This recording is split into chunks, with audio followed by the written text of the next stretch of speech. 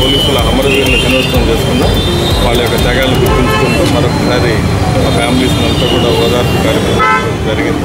అలాగే ఈ 10 డేస్లో మనం బ్లడ్ క్యాంప్స్ ఆర్గనైజ్ చేయడం జరిగింది. అలాగే అవేర్నెస్ కార్యక్రమాలు చేయడం జరిగింది.